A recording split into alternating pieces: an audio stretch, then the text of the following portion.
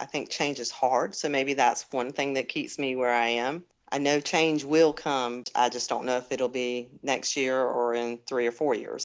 This is Bethany talking about how she knows that she needs to make some change happen in her career.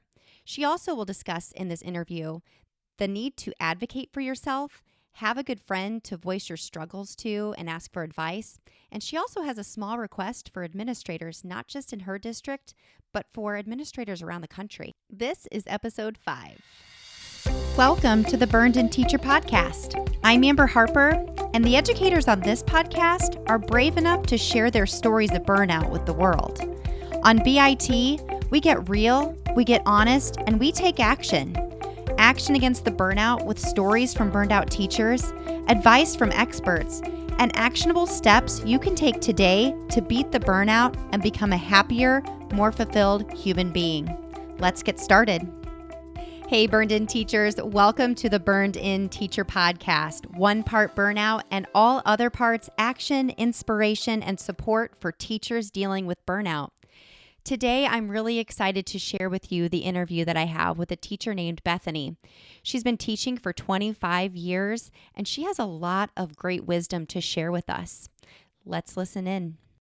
Hey, Burned In teachers, I'm so excited to welcome today's guest. Her name is Bethany, and she is a teacher from Georgia. And she is actually a Burned In teacher Facebook member in our private Facebook group. So I've been interacting with Bethany off and on for about a month or two, and she has been extremely active in our group. So I'm so excited to actually get to see her face here as we record our interview and hear her voice. So welcome to the show, Bethany. I'm so glad you're here. Me too. Thanks for inviting me. So can you tell us a little bit, Bethany, about your teaching experience? Well, I've taught in 2 states. I've taught in Georgia most of my career, but I started my career in North Carolina in the town I grew up in.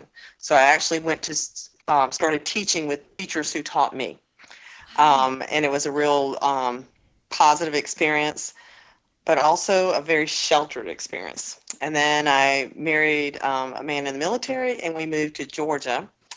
And my first job was in an inner city school, which was a big shock that I had no background knowledge for, and failed miserably that first year. But took some classroom management classes, got a lot of support, did some workshops on inner city school kids, and slowly began to grow as a teacher. I also didn't have anybody there to catch me when I fell, so I was forced to, get on my feet and go forward. I knew I wanted to teach and didn't want to give up at that time.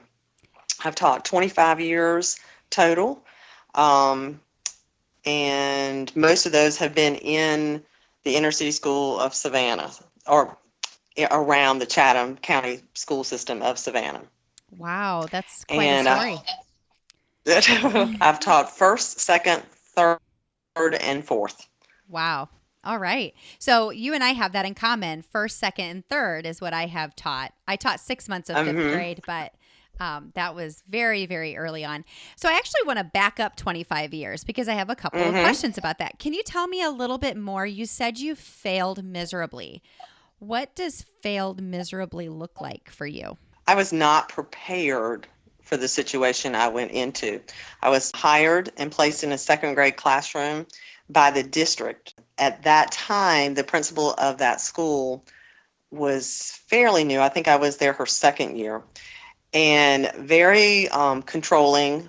She was an excellent principal to her students and the parents of the school. She was not to the teachers of the school. It was a very stressful thing. But that wasn't really why I failed. I really failed because I just didn't have the background knowledge. I was used to teaching a very structured reading program and math program in North Carolina, and then went to a very whole language program and centers. I had never taught centers. And I was kind of thrown into it with no support. Back then, there wasn't really a mentor program like there is today in most schools to support new teachers. The assistant principal was my life savior. I could go in her room and cry, and I did often. And she gave me tips on how to make it through the day and those sort of things. I asked the principal for help in October, so fairly soon after getting in the program, and did not get any. By April, she was telling me I could not have a transfer, and if I made one mistake the following year, I'd be fired on the spot. So it was a pretty stressful situation. Before April, I had already signed up for a classroom management course at the local university. But I think a lot of it was my coddled background in North Carolina, where I didn't have to worry about anything. I knew the parents of the kids I taught because I grew up with them. The teachers that I had taught me. There was really no failing. And in this situation, I had never dealt with children whose parents were in prison for murder, whose parents were not even anywhere to be found, or I had a child that came to me and would say he hadn't seen his mom in 2 or 3 days because she had doing drugs somewhere. They just had a really, really, really rough situation, and that was a lot for me with no background in that to help them. I didn't have the background knowledge to help them. And I also had to have 10 centers in my classroom that the state came in and checked. I'd never taught centers. So wow. It was a lot. It was a lot of very, very different. So you said after you took the classroom management workshop that you began to see some growth in yourself. And so how long did it take you to feel like you were, and I mean, teachers never really feel like they're 100% on top of it, but how long did it take you to actually feel like you were progressing in your classroom management skills for those students? Well, after I had the meeting with her in April, I went above her and went downtown and ended up talking to the director of human resources at that time. And I told her, I'd signed up for the inner city school workshop. I had signed up for the classroom management. I did not want to stop teaching. I was willing to do whatever I could to teach, but I needed help. And I wasn't getting it where I was. She moved me to another school. And the principal of that school was a very nurturing, loving principal. And that's where, with all the combination of things I had, that's where I started to say, I got this. This is why I love teaching again. This is where I'm supposed to be. I am so, so glad that you told us that, because that's something that I have noticed in my experience too with burnout, is that a move in grade level or a move to a different building, even in the same corporation, can make a world of difference. So that's what you experienced as well. So do you still teach, and forgive me if you already said this, but do you still teach in the same corporation? Yes. Okay. Yes, I do. Okay. And do you still teach for the same principal? Nope. No. My husband being military, we left. I taught 4 years in the county, and then we left and came back 2 years later. And then I taught in another school, and then we left and came back. And after returning the second time, he retired. And so I've been at this school for 17 years. Okay. Which is the longest I've been at anything. So have you seen a change in the students in those 17 years, or has it remained about the same? The socioeconomic levels of the children have stayed the same. They wanted their children to be successful, but didn't know how to do it, so they sent them to us to do that, and they had our back. That part has changed. Parents don't really want to be bothered. In general, there is a different take on teachers. They don't want us calling them anymore. They don't, want us bothered. Homework isn't looked at as important anymore. And the children themselves have changed, where they feel, this really isn't that important, and I want to do what I want to do, not what you want me to do. So the culture of the school has changed, but not the socioeconomics. I can definitely see that pattern, not just happening in your school that you currently are in, but I've heard that from several other teachers as well. And I experienced that myself as a teacher. So my next question has to do with burnout. So you clearly have experienced burnout, probably close to the end of that first year, when you were told if you make one more mistake that you would be fired on the spot. Am I correct in assuming that? Yes, I cried every day on the way to school and every day on the way home from school. So, and I can definitely relate to that as well. But it sounds like you took some serious initiative and took care of yourself there and advocated for yourself. And that did that take care of the burnout for a few years then? Yes, absolutely. I have loved teaching. Um, I've put my whole heart in teaching and I love struggling children. I love the children that need the help. The bad children, the whatever children, I'm always like, give them to me, I got them, I've taught inclusion classes for many, many years. The last 3 or 4 years, I have not had inclusion. I have asked not to have them, mainly because I have started that burned out feeling. I don't always put it. I was thinking about that the other day. It's not really just the children or just the parents. Our culture as a school system has changed also, where I feel like we are not respected as educators, as professionals, as people that I have a master's degree in literacy and curriculum, and I'm told what to do, when to do it, how long to do it, how to teach it, how to grade it, and the things that I'm not doing according to their view of how it should be done. Where I've been extremely successful in teaching children and made great test scores, was recognized by the district and got stipends for having high test scores and stuff like that. And I don't teach to the test. I believe if you teach a child, they can do any test. If you teach a test, they can only do that test. The micromanaging of it, the importance of test scores. I told my principal a couple of years ago, not necessarily a reflection on her, but that maybe she just needed to let go of me and get somebody that she could hire as a facilitator she could hire that made a lot less money than I do. Not that I make a lot, but somebody off the street that could read a script and facilitate, because obviously my degree is not respected. And that's kind of how a lot of teachers in our area feel, is that we're not respected as educators, as professionals. I'm sure a lot of our listeners can relate to that. So you said a couple of years ago that you addressed this with your administrator. What did she say? She said that she hoped that she didn't make me feel that way, and that was not how she saw me.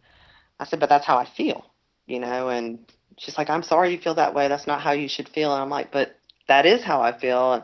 And nothing was really done to change that. I have asked to have grade level changes. I've asked we have a gifted pull-out program. I've asked to be one of the gifted pull-out teachers.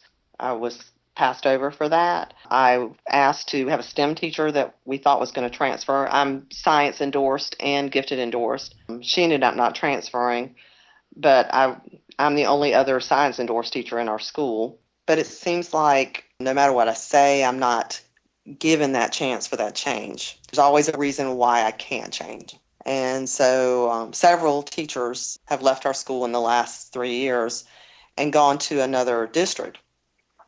And they're like, come over here, Bethany, come do this. But really, they're facing the same sort of things. They're not any better when I talk to them. They're having some of the same problems, just in a different location. Me changing schools, it's not where I am right now as far as that. If I'm going to change, it's going to be changing of professions, not going to a different school that has the same problems. Yeah. So what is your plan of action? I mean, clearly your current reality is not what you wish that it would be, and you've taken some action and tried to solve that. So what is your plan of action if things don't change? Will you try another district, or will you plan on actually leaving the profession? I prefer to leave the profession instead of going to another district. I'm towards the end of my career. In Georgia, we can retire at 30. At 25, I contemplate every year, because I can actually take an early retirement at 25. My husband and I are trying to make sure that our finances are like we want them before, I walk away from this. And part of me, I still love teaching. So, I love the act of a child learning. It's just the other people that control that are making me want to walk away. In your opinion, where does the main problem lie? In the administration, not just my building, but the district, whole district wide. So, if you could Um, sit all of your administrators from your entire district around a table and have an honest and respectful conversation with them, what is it that you would say? Let us be teachers. We have a degree. We know what we're doing. Yes, brand new teachers need a lot of support, but we have a mentor program in place that is really good. New teachers are mentored for the first 3 years, and it's done very, very well. Um, but I think our district, we call it a lot of chasing the train, the next train that comes down the track. So we tend to jump programs. Oh, this will be the fix. They're looking for that quick fix. They don't stay with it long enough, or they jumped on the fast train that ended up not working anyway. But they don't respect us, and they say they do, but we don't feel respected. We feel like the test score and that data driven life so outweighs what we say. And I've taught 25 years. I mean, I've seen this pendulum come and go, pendulum come and go, pendulum come and go. It just, you see these things happen over and over again. They just give it another title, and you're like, for example, balanced literacy. We did balanced literacy. 10 years ago, we did balanced literacy. Mm-hmm. Parts of it were good. Parts of it were not. We're right back in balanced literacy again. And the same issues are happening that happened 10 years ago. But they don't listen to the classroom teacher about that. Have administrators above, the principal position, have they been made aware of the teacher's feelings? The only reason I ask this is because several times when I've talked to teachers and I've asked them, what their principal thinks, or, their superintendent, they sometimes make assumptions. Have you talked to them? Yes, through certain levels of it. Our district hires 400 teachers every year. Wow. We have 400 teachers the next year that need to be hired. So we don't have 400 teachers retiring every year. We're not that big. So why are these teachers leaving? And it's because the burnout, they lack of support. Some of the younger teachers, I think they have a different outlook on what education should be compared to what we had 25 years ago. They feel like this is sometimes just a stepping stone. I can do this, but I don't have to do this. I can go do other things. But I don't see very many teachers going into it for the 30 years. Mm-hmm. I'm going to do this until I find something better. That has really affected, because they really struggle, and they're like, I don't have to do this for this money. I'm going somewhere else. The young teachers that are coming in, or new teachers to the program, have a different outlook than what I had 25 years ago, or teachers like me that have been in it for a long time.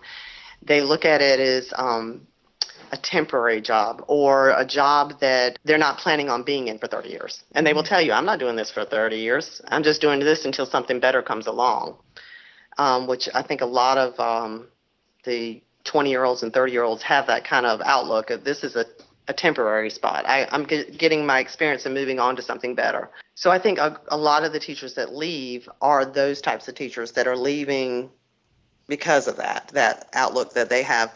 But we're also losing a huge number of teachers that have taught, 17, 18, 19, 25 years like me, that are saying, I'm done. I don't have to do this. The retirement's really good, but it's not worth my health. Mm-hmm.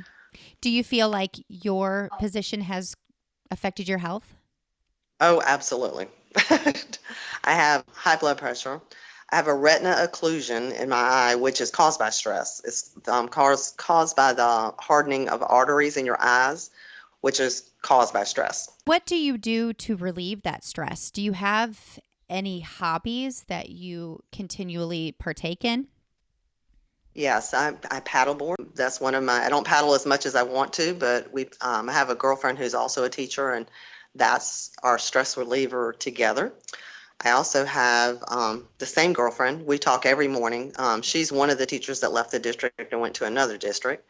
And we talk every morning on the way to school, and we kind of vent with each other and talk through situations on how to help each other. But we're also good personal friends, so we have that part of it as well. Do you feel like that is something that helps to keep you in the classroom? at times. Sometimes it's not enough, although, we're really good friends and she's always there for me. There's days when it's not enough Mm-hmm. that I step back and go, I just don't know. I don't know if this is ever going to be enough. And then there's other days where I'm like, okay, today was pretty good.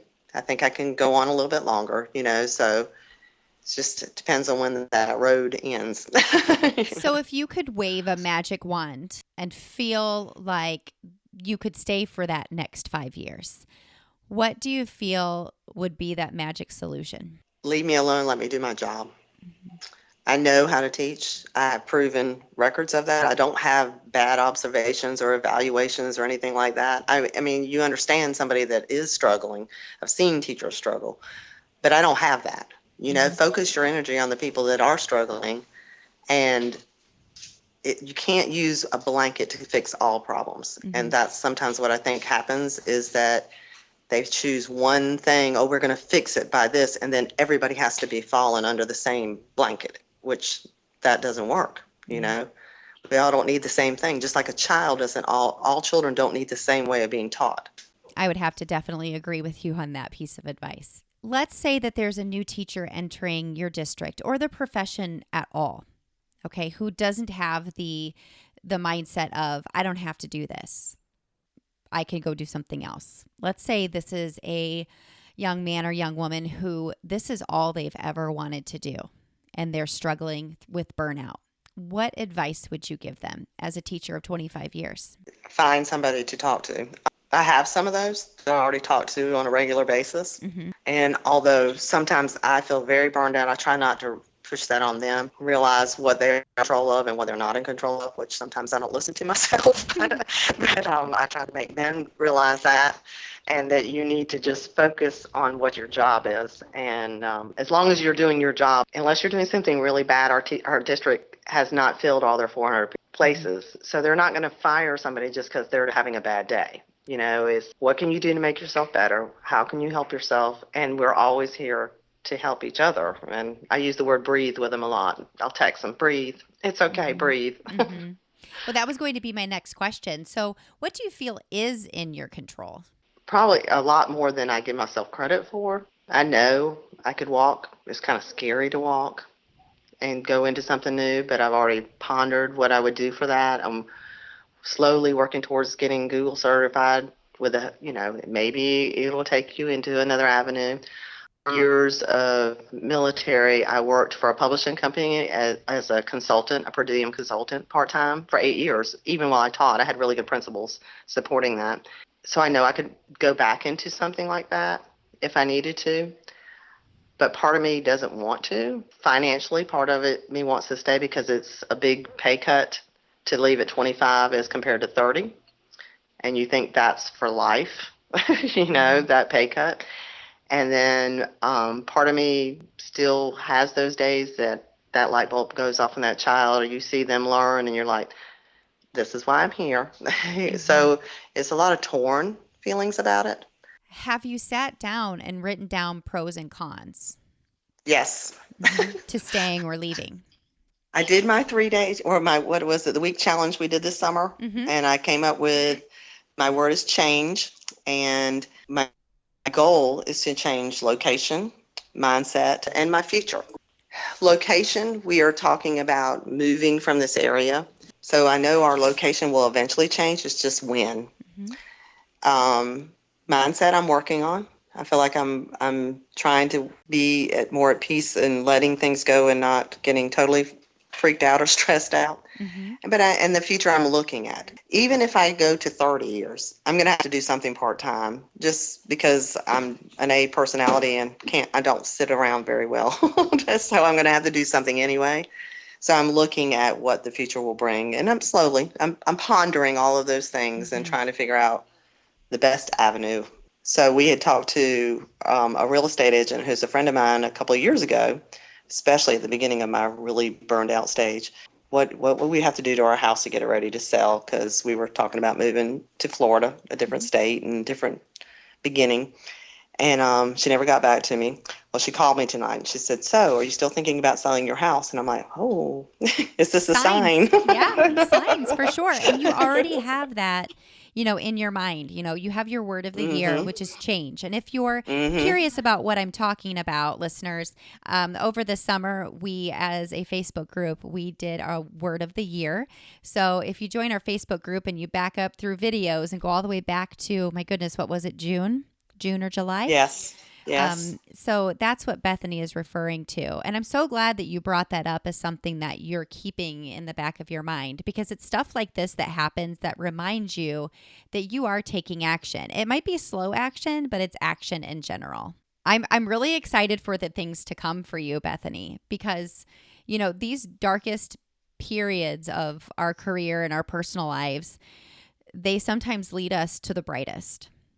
So I hope that you keep looking for those signs and you keep looking for ways to keep yourself burned in for as long as you decide to do this. I am, and I know that change will come. I think change is hard, so maybe that's one thing that keeps me where I am. I know change will come. I just don't know if it'll be next year or in 3 or 4 years, but I know it's going to happen. Trying to prepare myself financially and our home and my career for the next path.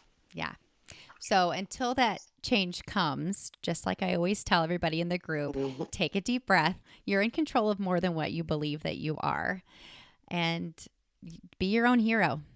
No one's going to come save you. So I'm so excited that you already have those changes in mind for yourself.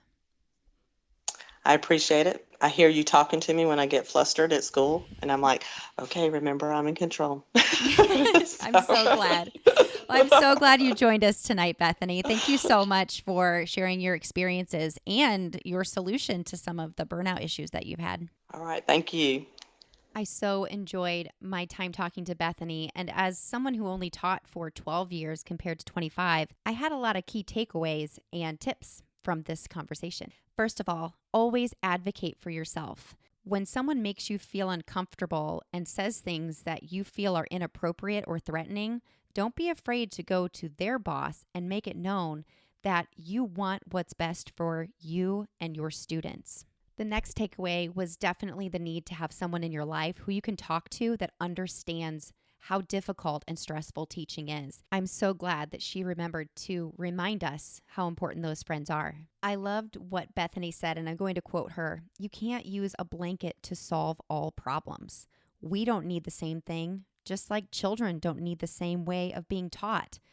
Teachers have their gifts and their talents, and she pleads with administrators to please let her do her job.